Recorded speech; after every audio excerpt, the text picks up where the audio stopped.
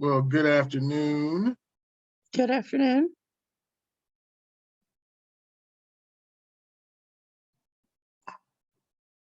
So, over this last month of us talking and me getting the data from you, I have been able to look at how you've been going. Oh, wow. So if you look at the chart, Yeah. you see that I broke it down into your 5:30 wake up, your morning shower, putting your contacts, out of the house by 6:30, Yeah.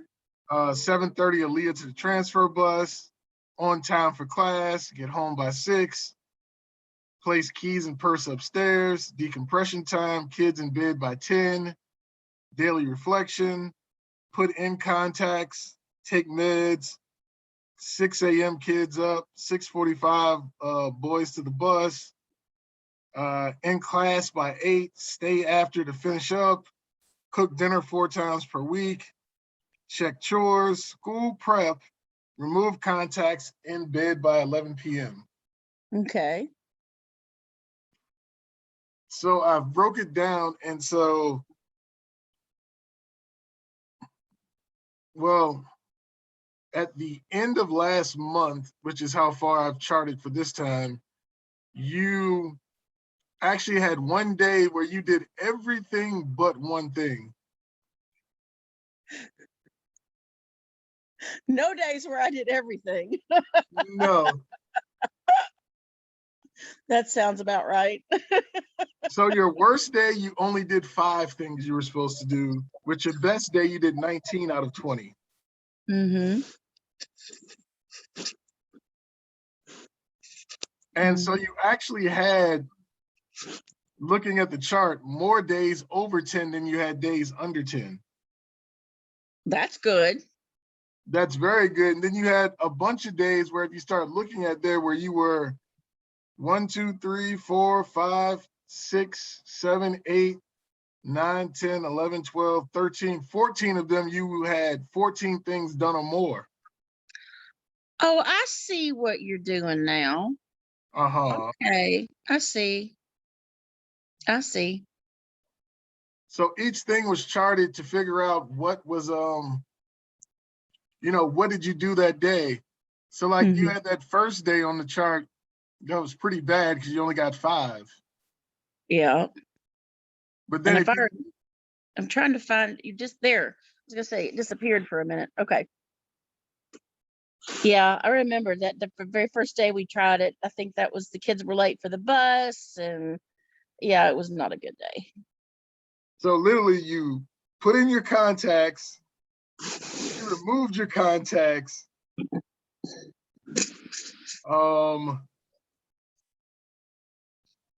I think you were in class by 8, Mm-hmm. and you got a morning shower. Yeah. So that's about what, those are your 5 things that day. That sounds about right. Like I said, compared to the last day of the cycle, you literally got 19 of them. And I'm looking on the chart to see the one thing that you didn't do on that day.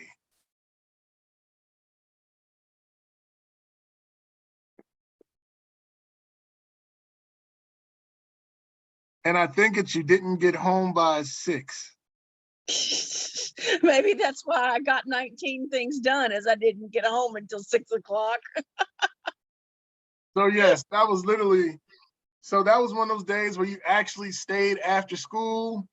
You pretty much did everything. You just didn't get home by 6. Yeah, well, and most of the things on this list, I think, are home stuff anyway. Yes. I did actually know. Actually, what it is, it looks like it's that was one of those days you didn't cook dinner, because you were only supposed to do dinner 4 days a week anyway. Gotcha. So you pretty much got everything else. Yep. So how is the process going with you now working on you and dealing with the kids? Honestly, I've backtracked. I've backslid because And I've just been coming home and been tired. And, you know, I am putting my purse consistently in one place. Now, it's uh-huh. not upstairs, but it is consistently in one place. So that has been nice. Um, that little alarm goes off to tell me what have you done today, and I've just been ignoring it. I don't know why. Maybe I don't feel like I'm getting anything done. Maybe I'm just too tired. And what are you doing with your vitamins and stuff? Are you doing I that like am you're supposed taking I am getting usually I'm getting at least getting my psych meds. The ones I call my don't kill my kids pills. to? Uh-huh. I'm making sure that I take those. Well, and your hair says that you are definitely taking those. Why do you say that my hair says that? Because when you have your days when you're without your meds, you look kind of scattered. Ah, gotcha. And so your hair is generally one of those things you really don't pay attention to because you're just not focused on it. Yeah. Interesting observation. I did have a student ask me today what was wrong. And I said, "What do you mean?" She said, "Well, you don't look." I forgot what she said. If I didn't look normal, or if I didn't look happy, or I don't remember exactly what she said. But I just told her, I said, "Well," I said, "my last class was pretty stressful. Um, I got a kid I don't know what I'm going to do with, and two kids, and I got to figure out what I'm going to do with them."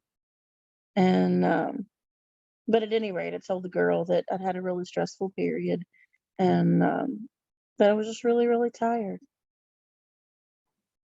So what is your routine with these two kids that you're saying you're having such a hard time with? Well, one of them has been suspended for more days than he's been in class. I think he was suspended for smoking pot. Only suspended? Yeah. I don't know if that has anything to do with him. He has an IEP, and it's much, much more. If you suspend a kid, for you can suspend them up to 10 days total. And then after that, you have to call an ARC, and is the behavior a result of the disability and all this stuff. So an Getting IEP, high, to say getting high is a result of the disability is ridiculous. well, I'm not saying that yeah, what I'm saying is in general, before you can suspend a kid that 11th day, you have to have an ARC to whatever the behavior is. Well, that part I do get because I've had to work with some youth who they wanted to suspend. And so it literally turned into you either have to expel this kid or you have to figure something else out. Yeah. Well, we're trying to do the figure something else out. So, and part of this goes back to I'm not as prepared as I want to be. Um, I don't have an opener, and I need the kids trained to be coming in and doing the opener, and that's so I can get attendance, and so that part's stressful for me. Um, Today was a catch-up day, and since this kid didn't have his Chromebook, he couldn't do any work. And I had already, we have a classroom computer that I had one kid on, and we have an extra loaner Chromebook in our room that he could have used, and he could have gone or before school or during the flex period and gotten a loaner Chromebook for the day, but he doesn't care.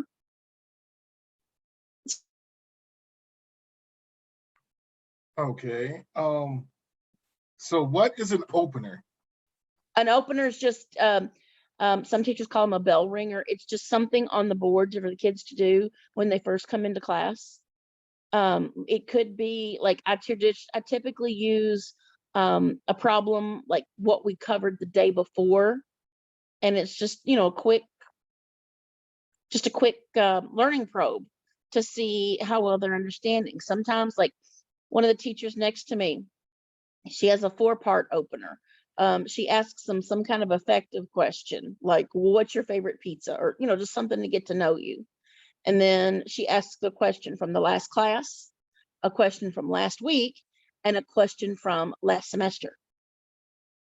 So, kind of doing the spiraling back. Uh-huh. But so, yeah, an opener is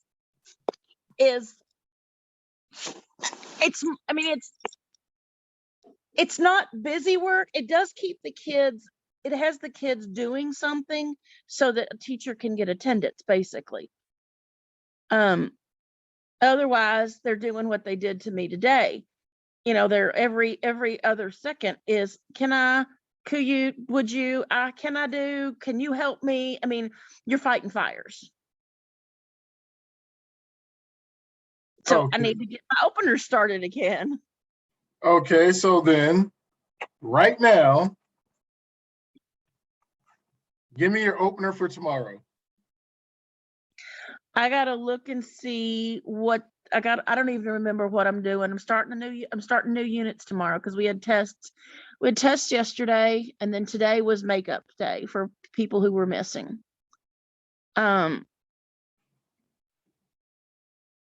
I honestly don't even know. Sometimes you could even do an opener that just is going to make them think like 7 men had 7 wives. Yeah. They each had 7 kids. How many people are there? Yeah.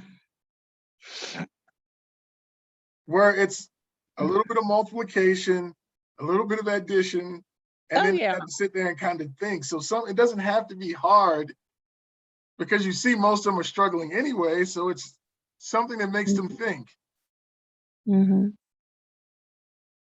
But in addition to, as far as education goes, not only you can use it, you can use it as a lesson probe, you can use it as a way to get to know the kids, you can use it as an exit ticket, you can use it as a preview, depending on what you're going to be doing. If you can give some kind of scaffolding to build on for that you're going to build on for the lesson. But then the other thing that it does is it just gets the kids in the routine. Come in, sit down, do this problem on the board. And so, I haven't had one of those for a couple of weeks because I was trying to doing everything digital. Because the other teacher was showing me that, and it was pretty cool. I liked it. But I made some mistakes and it's turned into, and then I wasn't preparing them ahead of time like I needed to. And so I'm just struggling.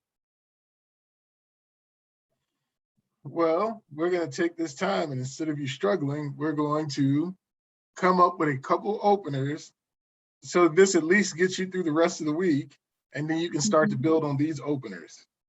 Mm-hmm. So give me a food opener. A food opener? A food opener.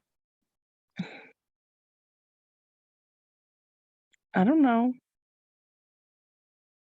I sound like my kids. I don't know.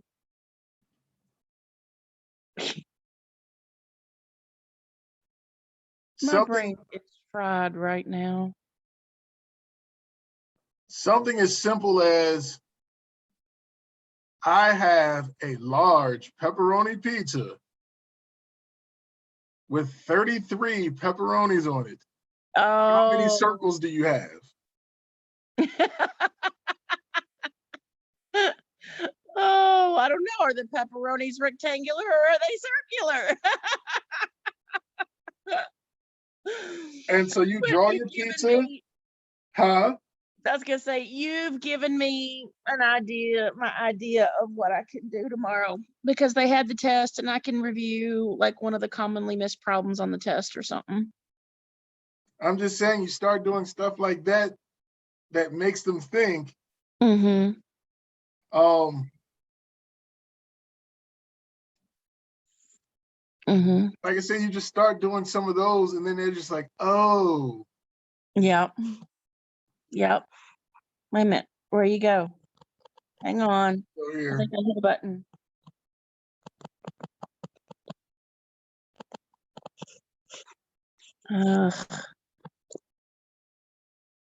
I see you there. So yeah, it doesn't have to be hard, but you want them to think. And so Yeah. once you get them thinking, Yeah. You know I'm gonna be more conscious about my hair now. yeah. Okay, sorry. And, or something, like I said, that's math related. Yeah. We have 1 gallon of ice cream. You can get 20 scoops out of a gallon of ice cream. You have 39 people. How do they all get equal ice cream? Mm-hmm. I don't know. It's too hard. Come on. This is baby math. Show me your fractions. Yep. I don't know how to do fractions. Don't fear the fractions. Fractions are your friend. Do you know how to make change when you go to the store? Most of them don't. Really? Mm-hmm. Really. They know how to punch the buttons in on the machine, or if the machine isn't working, they'll pull out the calculator on their phone. But counting back change is a lost art, lost skill. Then that might be some of those very, very basic icebreakers or openers Mm-hmm. that kind of give them some very basic skills, but they're needed. Mm-hmm.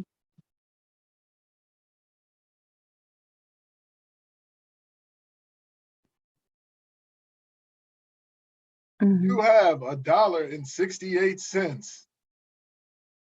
What is that fraction? That would blow their minds. But that would make them stop and think.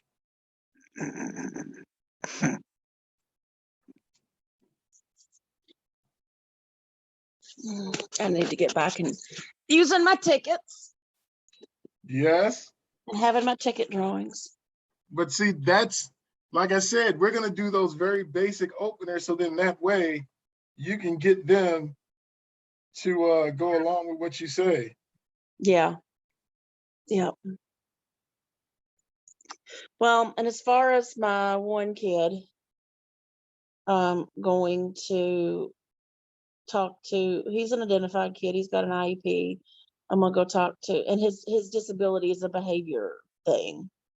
He's a behavior disability, not an academic disability. And I'm gonna go talk to his caseworker and see what,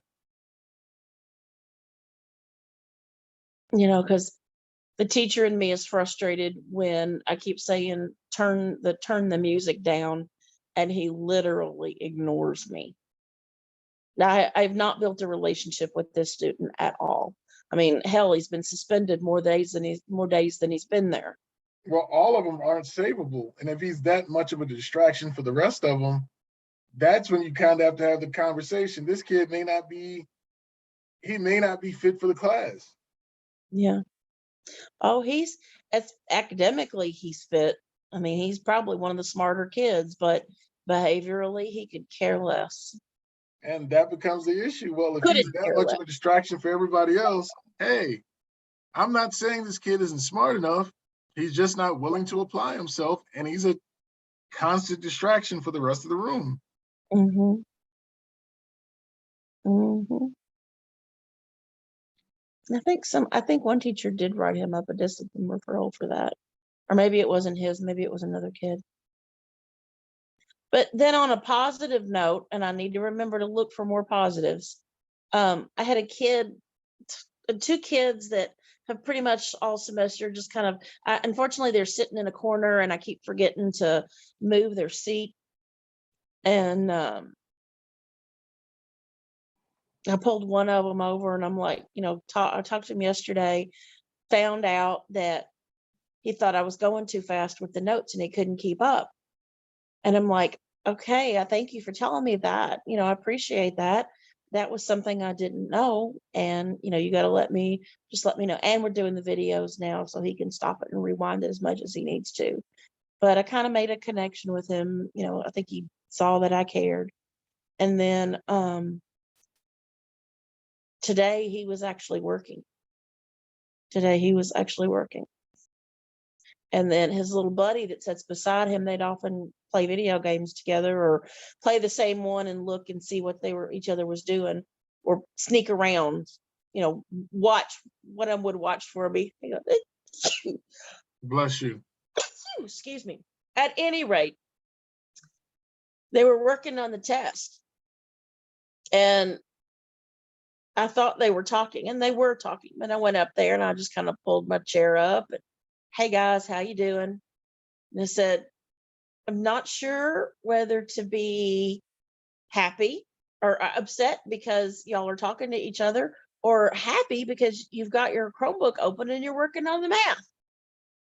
And they both kind of grinned and they said, well, we were talking, but it wasn't about the math. It was, he's on this problem, I'm on that problem. I'm like, okay, so then I get to be happy that you're working on the math. And the one kid, it was funny because he came into my room during lunch, which I never would have expected him to do. And he came in and asked if he could sit in my room during lunch. And we had, probably talked for maybe just 5 or 10 minutes. But we talked about,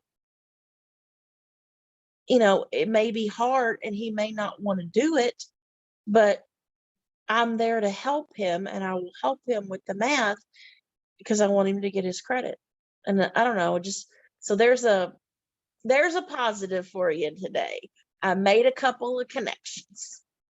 Well, see, and that's going to be the part that keeps you going, because you don't want to get to the point where you're like, I can't believe I can't help these kids. Yeah. And I don't, today was just, like I said, today was, they happen every now and then, but today was just one of those, what am I going to do days? How am I going to fix this? I don't know how to fix this yet.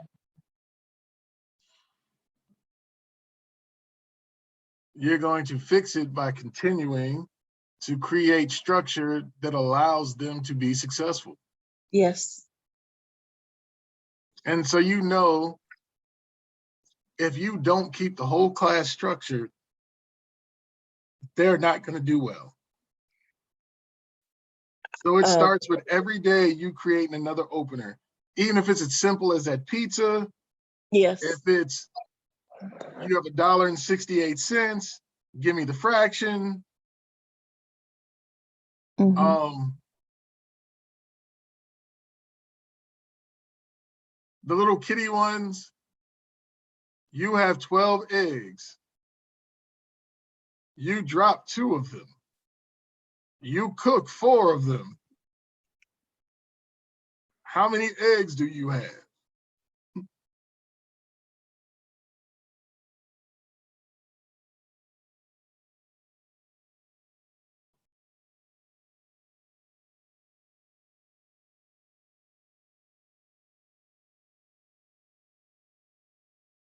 So like I said, just really simple stuff that'll start their brain going. Right. I just, I need to get back to, I need just to recalibrate and get back to okay, this is my normal structure. This is the way things run. I've just gotten off of that, and I just need to recalibrate to get back to normal. You can't do anything. You can't do new stuff with them without a transition because they're not going to know what to do. Right. And even if you become the crazy math lady and your thing becomes, as you transition from one thing to the other, you sing the transition, and that's what you do every time. Oh my gosh, I did that one day. I was like, get your paper out, get your paper out, get your paper out. And one kid, he's got Asperger's, and he reminds me of my oldest son very much. But he yells out, would you shut up? Did you get your paper out?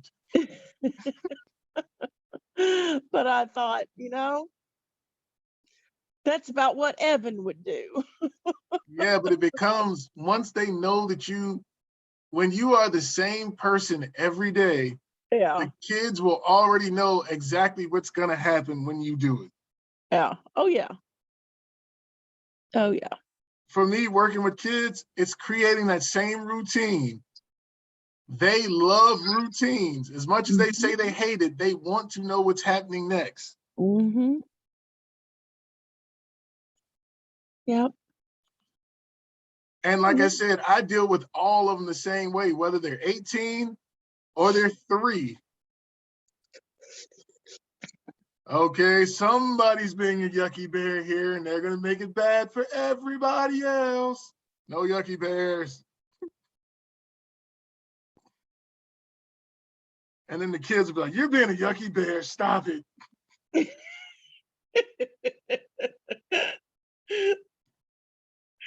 Oh.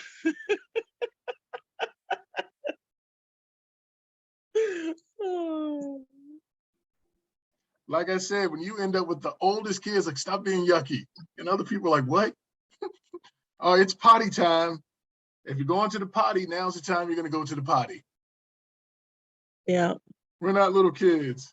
And then also you get a kid, I got to go to the potty. Mm-hmm. Because you take them back to, yes, you're still a little kid, and I'm going to treat you like a little kid because that's what you are. In my case, it's, oh, well, you happen to have done something stupid and have a criminal record, but I'm still going to treat you like a little kid.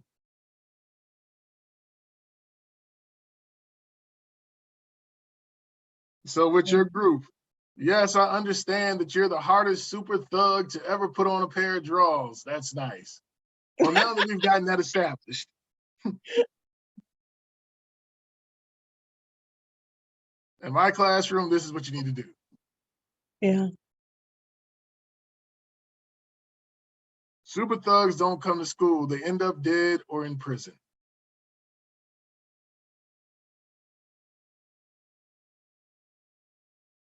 And you're smart enough that you're not either, so I don't expect you to be a super thug. Okay. I just had flashbacks of I think it's Thugalicious or something like that. Huh?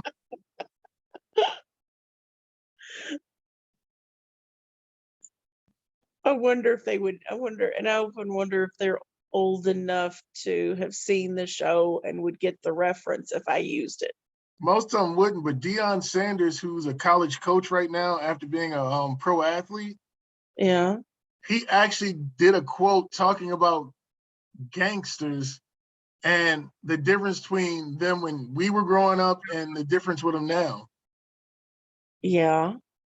Because he basically said, when we were growing up, gangsters understood who had talent and who had potential to go do something else. And if it looked like you were going to do something stupid, they wouldn't let you do it with them. Yeah. And he said, you can't be a gangster and an athlete, because if you're an athlete, you're getting up early in the morning, you're going to practice, you're running, you're eating the way you're supposed to, you're doing school the way you're supposed to. So you can't be an athlete and a gangster at the same time. Mm-hmm. And so for a lot of your kids, they want to be, But at the end of the day, they're not, but they're still trying to sell that image that they're hard to other people who aren't hard. Well, and the particular kid that kind of had me flustered today, he's got a brother, and I have both brothers, not in the same class, but two different classes, but both brothers act very, very similarly.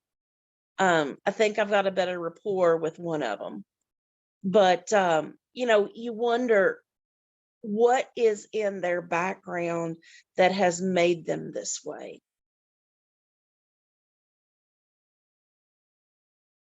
Have they experienced trauma, or who are their role models, or do they have anybody? Or I got one girl who is in a foster home, and I don't know what happened. I don't know what has happened to her. I just know that I've had a couple of adults who've said she's she's had to deal with a whole lot, and that's all I know about her. But had they not told me that, you wonder, what have some of these kids had to deal with? A lot of them go through a lot of bad things. Because I've had to deal with kids who like literally said, I don't like white people. And then I'm sitting there like, okay. And mind you, this young lady was biracial. So mom was white, dad was black. And come to find out that mom had pimped the daughter out for her drug Yeah, I drug remember. habit. Yes. And mind you, I have the young lady now and she's 13 or 14. Hmm. And she's been in state's custody for a year and a half, 2 years, which means mom was pimping her out at sub 12. Hmm. Hmm. Yep.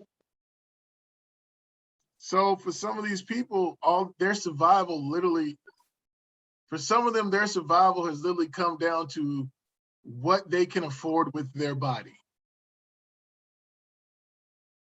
Mm. Because to them, that's their only bargaining tool.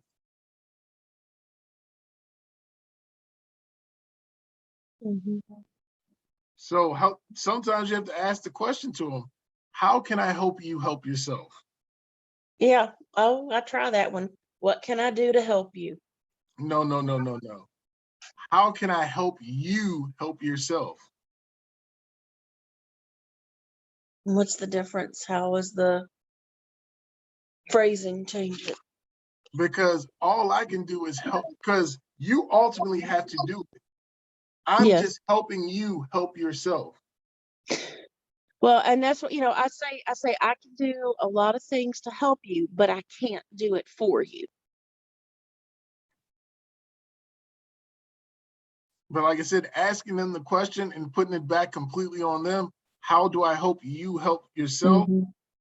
makes them sit there and actually think about how do I help myself? No, because the typical answer is I don't know. Honestly, that is the typical answer. And I was in a workshop last Wednesday, I think it was. We had that one. And I asked a question, something we were doing, and I said, what if the kid answers all these questions with I don't know, I don't know, I don't know? And her straight up answer was, then that means you haven't built a relationship with that kid yet. And they don't trust you enough for them to tell you what's, what they're really thinking, or to answer the question. So, like, okay, I need to work on these relationships. Rapport building means a lot. Mm-hmm. And that's why I'm saying starting off with some silly stuff, some really Mm-hmm. light stuff, may be what it takes to them to kind of break that ice. Well, and I have that. I've already built that with many of them. Many of them. I'm just haven't, certain kids are tougher nuts to crack.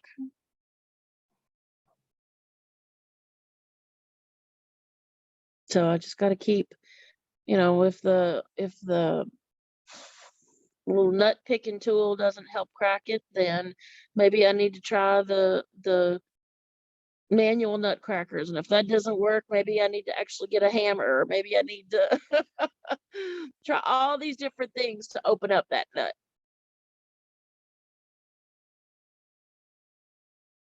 That was something that the kid did, and I'm just like, okay, is this something that I need to write him up for, or is, what? Because he said, so the girl asked what's for lunch, and she likes the guy, and so I don't think she minded the answer at all. But she said, "What's for lunch?" And he says, "These nuts in your mouth." Well, that's an old, ridiculously old joke. Well, I'm this surprised these nuts just made it to Kentucky. this sheltered woman's never heard that one before. We've been saying these nuts since I was like elementary school. So, I mean, that's 35, 37-ish years ago. So, yeah.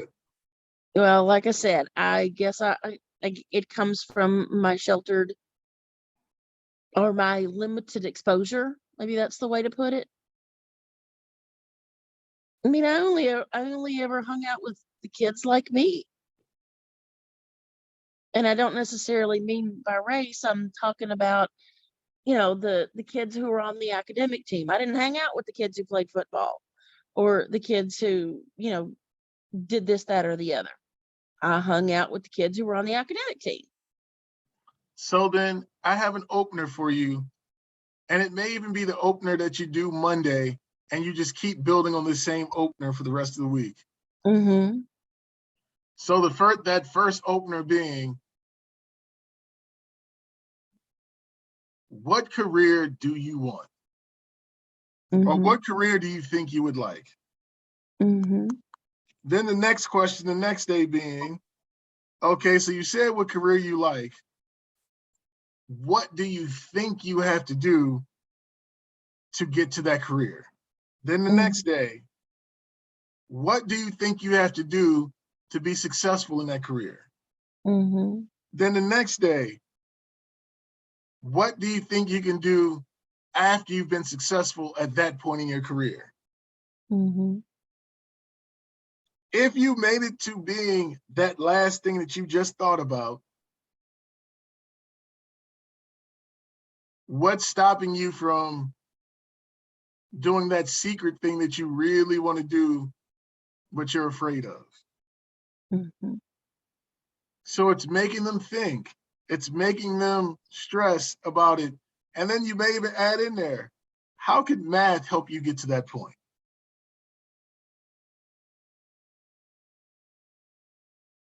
And it becomes a daily thing that you build on, but it becomes, yeah.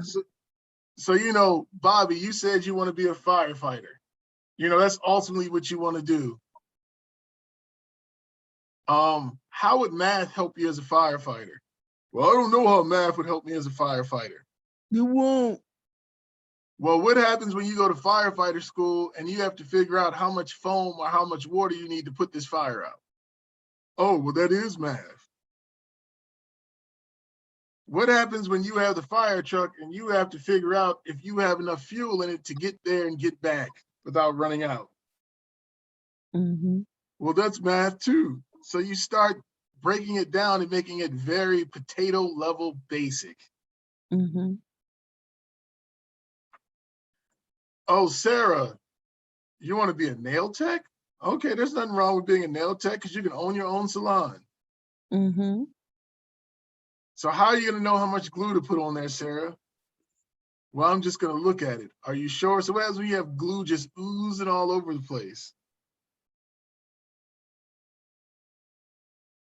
So you start getting them to think about using math to help them get where they want to. And if you own that salon, how much money do you want to waste as you're owning that salon, Sarah? Well, I don't want to waste any money. Well, now this is where you need to use math to make sure you're not wasting money. Mm-hmm. Speaking of that, I think in Kentucky, not this year, but next year, all seniors or all students have to have, maybe it is seniors, but they have to have a financial literacy course. And I have already put my name in the ring. I would love to teach that. So I hopefully remember I'm in going high school, my coach had up a poster that said, "A baby costs $4.74 a month. How much do you have in your pocket?" And we were all like, "Oh no, I don't want no kids. I can't afford that."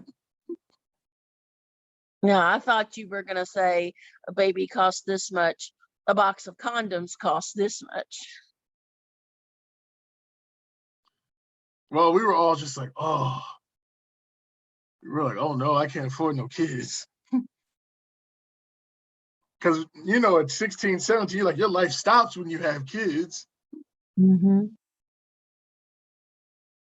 Oh my gosh, I was reading something about some 17-year-old boy in Texas that killed his 24-day-old son because he wanted the mother to abort the baby. Pretty awful. It is awful. That is extremely awful. But once again, that's the product of a very, very bad series of thoughts and how they got to that point Mm-hmm. where there was no structure in place to say, hey, you may not want this kid, but this is the product and the outcome of the decisions that you made. Mm-hmm.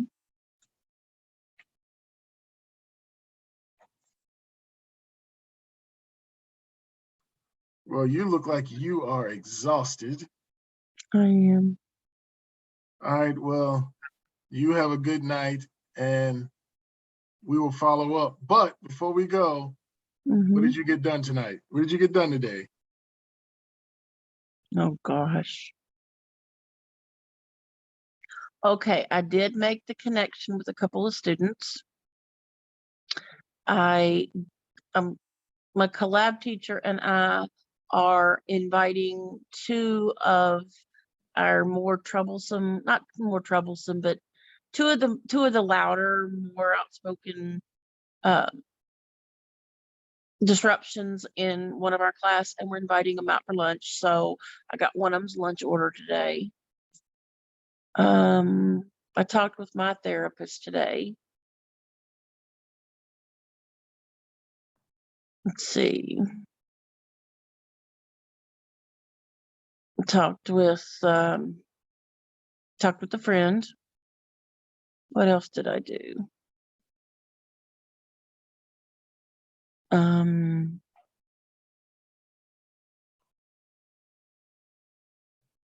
Okay, I got my kids to school and I Okay. did go to work today.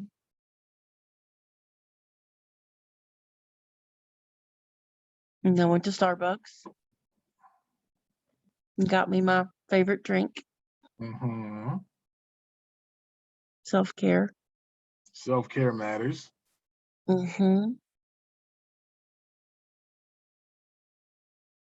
I was able to successfully schedule a kid after school plus 3 phone calls plus picking up my daughter. Is that all? I think so. I managed to make all that happen after school. All right. Well, have a good night and I will talk to you soon. Okay, bye. Bye-bye.